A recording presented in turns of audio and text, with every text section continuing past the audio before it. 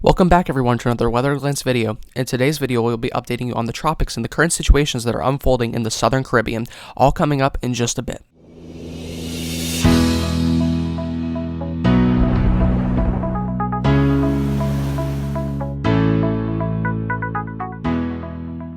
Alright, and on our first slide, you can see that we're taking a look at the precipitation type and rate forecast model on the GFS, and you can see that we are keeping things mostly dry in the tropical area around the southern Atlantic. And the reason for that is, just to the north in the central Atlantic, we do have a high pressure system that has been sticking around. It is very strong and it keeps things very clear throughout the Atlantic. There you can see it. It's a 1027 high pressure system. 127 millibar high pressure system, very high pressure up there, but to the south we do see some of that acceleration in wind speeds due to the shearing in the atmosphere. And you can see that we already do have our development of our first system, which is Hurricane Elsa, that is battling between tropical storm and hurricane at the moment. But we do see the potential for that to become a hurricane and possibly make landfall as a high-end tropical storm or a low-end hurricane as it makes landfall in Florida in the Tampa Bay area. But after that, we keep things relatively dry and calm, so that's good for news for all you who live in the coastal areas, mainly because of the high pressure system and the drier air that is keeping everything kind of dry out in the Atlantic. But come August through September, we should start to see the development pick up, and that's when we could see our main development for these tropical storms and tropical systems that will arise. Alright, and now we're taking a look at the 925 millibar wind and knots, and this shows you basically what we're kind of looking at for that tropical system Elsa.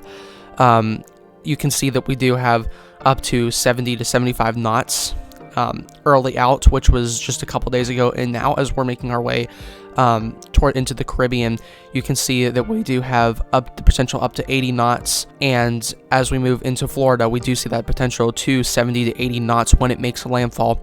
So this could be a potentially dangerous situation for those of you who live in the Florida regions, as wind speeds could very well reach peak maximum wind speeds of 90 miles per hour if it's a high-end Category 1 hurricane, because we did see that a couple days ago.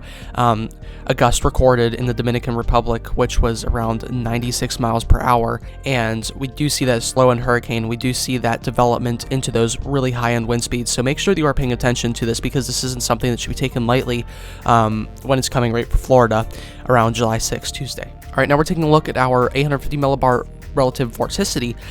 This is mainly just showing us what kind of systems we're looking at right now, and the only system that we see right now is Hurricane Elsa, which is expected to lower to a tropical storm, as you can see, because the vorticity starts to lower as it goes through those high-end shear areas, and this is where the atmosphere is going to swap its stable air with its unstable air, and this is really going to mess with the system a little bit, and especially when it goes over those mountainous regions, that's really going to try to tear it up a bit. So it will be lowered to a tropical storm, and it has a very low potential to make landfall on Florida as a Category 1 hurricane. But after that, as we are taking a look at the tropics, you can see that our vorticity levels are low despite the high pressure system out there, and to our south, that's mainly where we're going to see any development at all, because that's the only area with relative convective available potential energy in those higher levels, as well as favorable vorticity when those convective bubbles arise off of the coast of Africa. So that's really what we're going to have to keep a lookout for, because we will see the potential for more tropical systems, as you can see there, but we don't see anything really after Hurricane Elsa for the next month or so. So we will be kind of quiet over the month of July, but once we come August, we might see the potential to start ramping up into our hurricane season.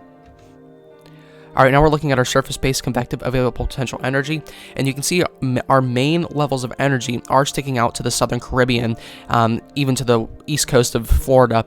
But as you can see with that high pressure system, it's keeping everything kind of low energy and kind of dry as well. So hurricane development will be kind of low off the coast of Africa, because it's keeping everything pretty much dry, as it's pulling that dry air down from the cold Arctic regions down to the coast of Africa, which is just going to keep everything kind of dry and keep those convective bubbles from forming. But you can see we do have very high levels, up to 4,000 joules per kilogram in some areas in the Caribbean. So if any tropical systems or any low pressure systems eventually do reach the Caribbean, that's where their main development will be in this time period, and that's where we could see those tropical situations arise, as long as vorticity levels are there and available, as long as there's no swapping of energy levels from stable atmosphere to unstable atmosphere. Okay, and now we're taking a look at our 925 millibar relative humidity, and you can see that we do have low humidity to our north, which we were talking about with that high pressure system, but down to our south we do see plenty of humidity levels, high humidity levels up to 80+%, so that will help with these tropical storm developments around the Caribbean area. But definitely off of Africa we will see little to no development, as there is no moisture and relative vorticity available to those regions. So everything's going to stay mainly around the Caribbean. That's where we're going to keep our eye out through the next month, just to keep an eye out on the tropical systems that could arise in those areas. Alright, and just for the moisture perspective of this, we're taking a look at the 2-meter AGL dew point in degrees Celsius, and you can see, in speaking degrees Fahrenheit, we have relative humidity levels, we have dew point levels in the Caribbean up to 25 degrees Celsius, which is around 80 degrees Fahrenheit plus. So we do have very high levels of dew points. So we can see that we do have very high levels of humidity out here that will help with that storm development whenever vorticity is relatively available. Alright, now as we move on to our 850 millibar temperature anomaly, you can see that everything's staying kind of average out in the Atlantic, but we do have those potential areas for some above average bubbles that arise. As you can see, we have that swarm of above average temperatures off of the coast of Africa that's making its way out into the Atlantic, and that could help with storm development if there is plenty of moisture available and vorticity. So everything kind of has to come together to one. But you can see if we do have the right amount of temperatures, high temperatures and high levels of humidity, we could get this these tropical systems going. But as of right now, everyone is clear and everyone is safe, because we do not see any tropical development out in the Atlantic. So it's going to be kind of a quiet month in July. We're going to see things not really come together, so it's going to be a quiet month. We should not see too many tropical systems and too many tropical threats throughout the month of July. And August, the beginning of August, might stay the same way as well. So really not until we get into the near fall months, that's when we're going to see our tropical development, as this high pressure system will eventually move out of the Atlantic region. Alright, now we're taking a look at the bulk shear, which is just basically going to show us where our shearing areas are. So these are going to be the areas where we're going to look out for, because if there's no shear, then there's no tropical storm development with those convective bubbles off of Africa, because there's no shearing to really give them that twist that they need to give them a nice spin to low pressure system form, and then tropical depression, and then tropical storm.